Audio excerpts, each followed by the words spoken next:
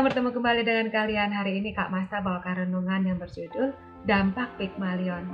Pygmalion adalah nama seorang pemuda yang memiliki bakat seni memahat. Dia ahli memahat patung. Hasil karyanya sungguh bagus. Banyak orang kagum dengan hasil karyanya. Tapi bukan itu saja membuat orang senang kepada dia. Dia memiliki pola berpikir yang positif, memandang segala sesuatu dari sisi yang baik.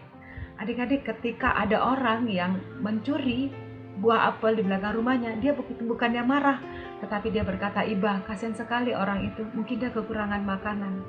Adik-adik, itulah pola berpikir Pygmalion.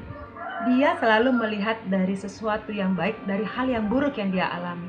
Dia tidak pernah berpikir yang buruk, sekalipun itu yang buruk dia terima dari orang lain. Pada suatu hari dia sedang memahat sebuah patung dari bahan patung kayu yang sangat halus. Dia hendak memahat patung wanita yang seukuran manusia. Dan hasil karyanya itu sungguh bagus adik-adik, seperti wanita sungguhan.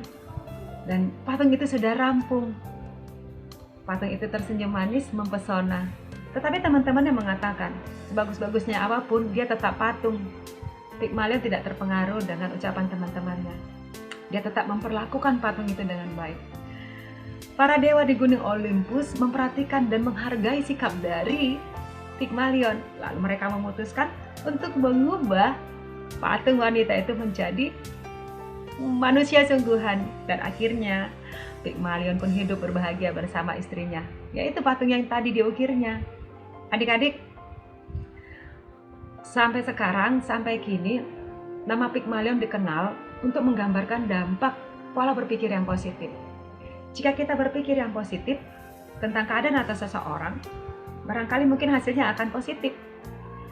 Jika kamu yakin dengan sesuatu yang kamu upayakan bahwa itu berhasil, maka benar kemungkinan kamu akan berhasil.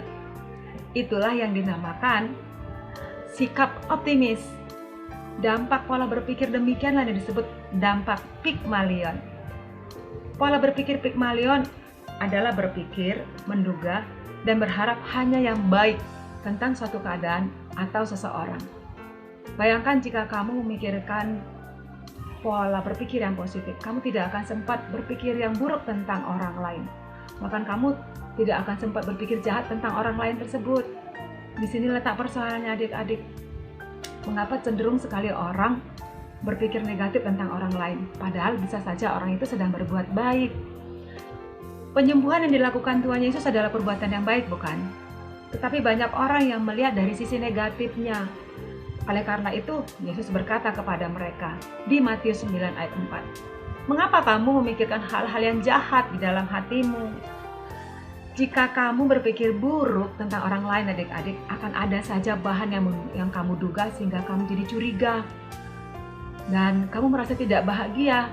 Tetapi sebaliknya, jika kamu berpikir positif, kamu akan merasa gembira." Warna hidup memang tergantung dari warna kacamata yang kita pakai. Kalau kamu pakai kacamata kelabu, yang terlihat semua kelabu. Tetapi jika kamu memakai kacamata terang, semua akan terlihat cerah. Jika kamu memakai kacamata prasangka, kamu akan curiga bawaannya. Tetapi jika kamu memakai kacamata kedamaian, kamu akan melihat suatu kedamaian, sekalipun dari suatu hal yang buruk. Sama seperti yang dialami oleh Yusuf. Dia tahu saudara-saudaranya menjual dia dan berbuat jahat kepadanya. Tetapi dengan hati damai dia mengatakan dia melihat dari yang baik dari sisi kejahatan itu. Di Kejadian 50 ayat 20 tertulis, "Memang kamu telah mereka-rekakan dan jahat terhadap aku, tetapi Allah telah mereka-rekakannya untuk kebaikan." Hidup akan menjadi lebih baik kalau kita memandang dari sisi yang baik. Berpikir yang baik tentang diri sendiri, berpikir baik tentang orang lain, berpikir baik tentang keadaan sekarang sekalipun kita masih harus berada di rumah karena situasi corona. Berpikir baik tentang Tuhan. 2 Korintus 8 ayat 21. Kami memikirkan yang baik bukan hanya di hadapan Tuhan, tetapi di hadapan manusia. Dampak berpikir baik akan kita rasakan adik-adik. Keluarga jadi hangat, teman-teman jadi kita percaya, dunia akan jadi ramah, dan hidup menjadi lebih indah. Sama seperti Pygmalion. Demikianlah renungan Kak Masta. Kita berdoa. Terima kasih Tuhan Yesus, ajarlah kami untuk selalu berpikir positif dan yang baik tentang segala sesuatunya. Amin. Yesus memberkati. Shalom.